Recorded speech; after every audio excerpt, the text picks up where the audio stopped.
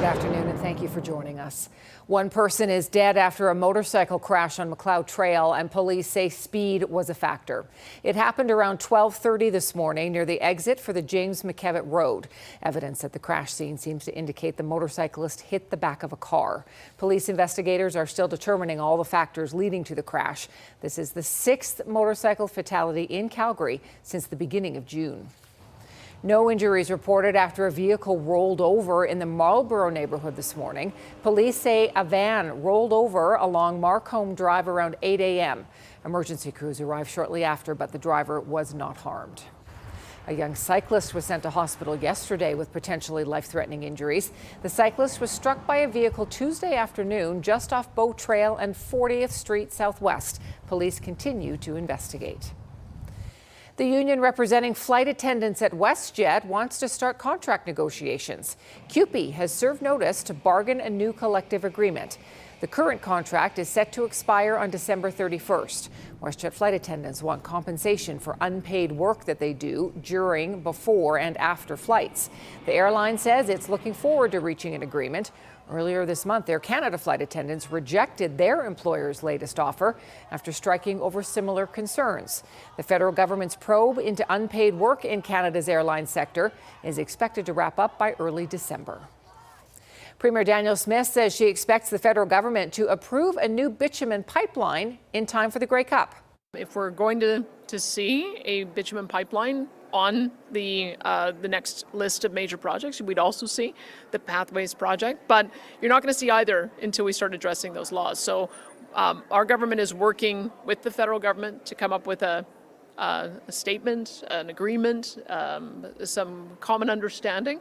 We're pretty close, and we'll hopefully have more to say on that very soon. Smith had previously laid out 9 laws that she wants repealed, including the federal oil and gas emissions cap and the ban on large oil tankers from British Columbia's north coast.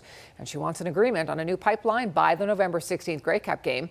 Smith was visiting the Calgary Chamber of Commerce when she made the latest comments. The Bank of Canada has cut its key lending rate to 2.5%. The cut was largely expected given August's inflation was at 1.9%. The Bank of Canada says global economic growth is showing signs of slowing amid higher U.S. tariffs and ongoing uncertainty. GDP declined 1.6% in the second quarter, largely as expected. Exports to the United States fell sharply, both as payback from the pull forward of activity in the first quarter and because tariffs are dampening U.S. demand. Meanwhile, the United States is launching a review of the current North American Free Trade Agreement. The U.S. Trade Representative will hold 45 days of public consultations. The current agreement has so far shielded Canada and Mexico from the full impact of Donald Trump's tariffs. Members of a community garden in Airdrie are paying it forward. The Airdrie Horticultural Society introduced its Grow to Give program this year. Most of the gardeners are donating a portion of or all of their harvest to the Airdrie Food Bank. So far, they've given away more than 1,000 kilos of produce. One of the really big benefits is that it gives people the opportunity to try fresh, healthy food that otherwise maybe they couldn't choose to try.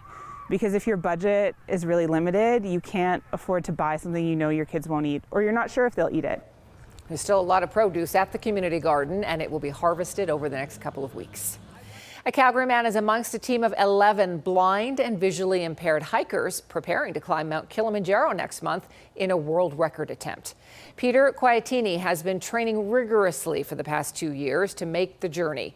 The group of Canadians and Americans is attempting to become the largest blind team ever to reach the 5,895-meter summit of Africa's highest peak. Each individual will have a guide to listen to and hold on to throughout the 7-day-long expedition. Quiatini says that hiking gives him a way to truly experience the beauty of nature, even though he can't see it for himself. Hiking allows me a very tangible, visceral, tactile way to experience the outdoors, right? I can't hug a mountain, but I can walk on it and I can see, how steep is it or what's it like? How does it smell? You walk through a pine forest. Just because the likes of me can't see doesn't mean that I can't do things that you might not expect. The team will begin the ascent on October 1st on the Lemosho route of Mount Kilimanjaro and aim to reach the summit by October 7th. Thank you for joining us. We'll have more of the day's top stories coming up on CTV News at 5 and 6 or anytime online at ctvnews.ca/Calgary.